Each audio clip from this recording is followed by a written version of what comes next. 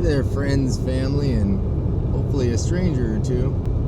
Not now, maybe someday. But if you are a stranger and you came all the way back to this first video, thank you. You are a very dedicated stranger, and I hope you never find out my address. All right, back to the basics here, though. Name's Tony. I own Very Good Lawn Maintenance. Silly name, but you know what? Hey, we do good work. They do very good work. Yeah. Yes.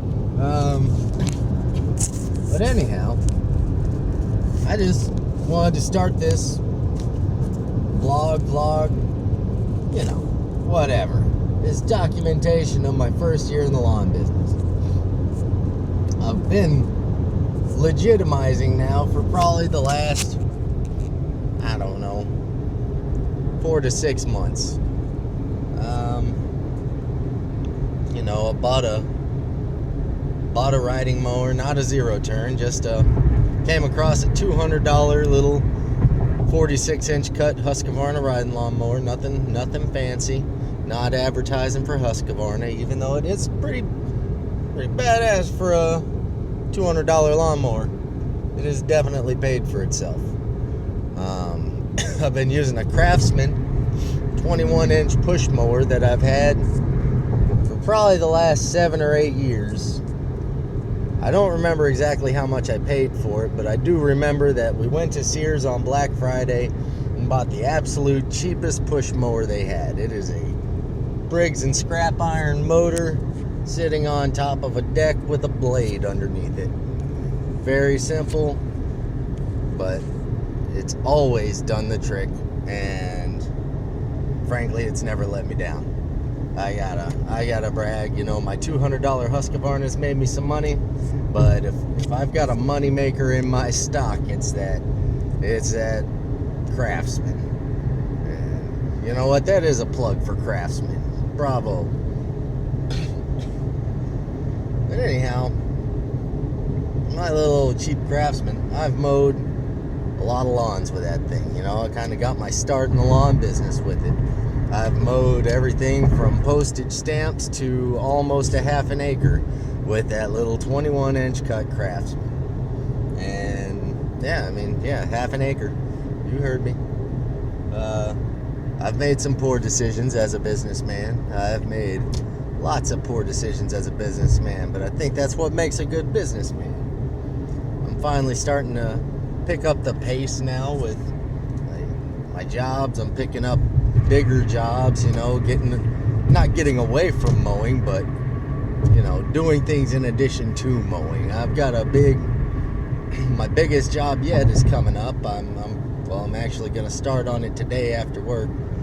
If you didn't notice, it is, shit, I'm late for work. It's 4 o'clock in the morning. I'm supposed to be to work at 4 o'clock, but whatever. They'll forgive me, hopefully. Maybe they'll fire me and I can just become a full-time lawn man. Who knows? Please don't fire me. I need this job. Yeah. I definitely will say, as a first-year lawn man, I need this job. I don't make much. I'm finally starting to, you know, not work for charity. I've done, you know, and I don't want, if any of my loyal customers are listening to this, I don't want y'all to take that the wrong way. You know, it's not your fault I don't charge you enough. I've made a point not to jack up prices to any of my existing customers unless I'm adding a service. But now I do have pretty standardized rates, and well, that's something for later on. But you know, right now I just want to say I am very happy with the progress that my business has made. You know, I started a Facebook page. I don't even think I have 100 likes at this point, but you know, I've put minimal effort, but effort nonetheless, into making like small advertisements and stuff like that for the Facebook page, you know, and I've gotten zero, I've gotten some likes and, some laughs. But honestly, the best response that's actually gotten shared and gotten me business was posting pictures of my work and tagging the customer in it.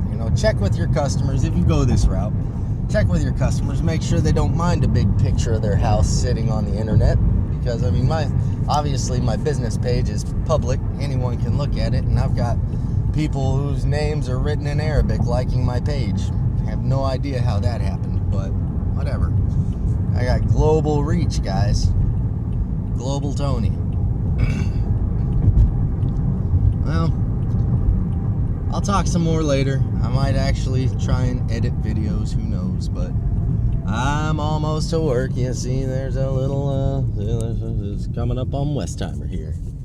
They even got the green light. But, yeah. Hotel Derek. Best hookers in Houston, from what I hear. I'm going to have to edit that out. This is a family site.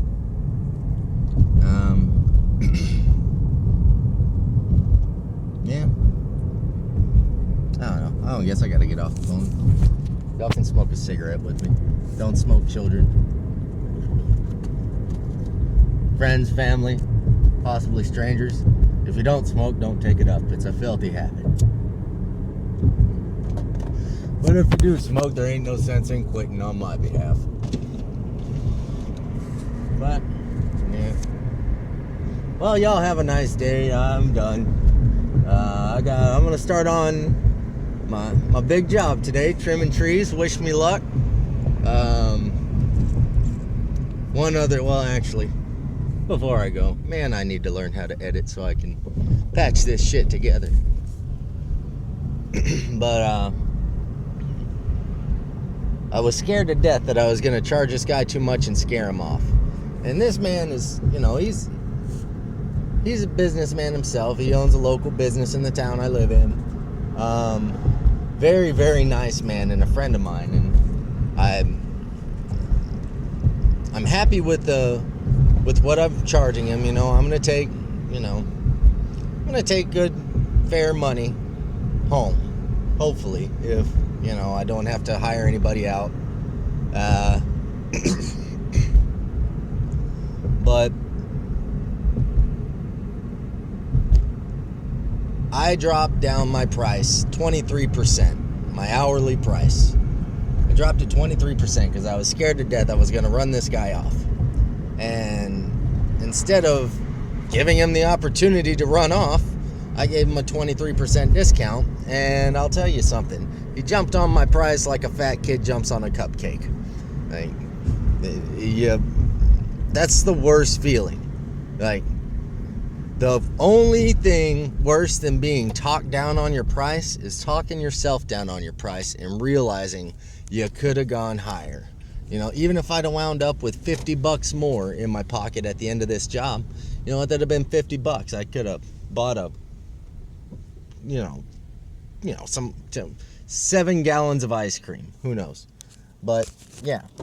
So don't cut yourself short because you're scared that they're going to run off. Because you know what? One thing I've already learned is the ones that run off we're probably going to be a pain in the ass anyways. So, y'all have a good day.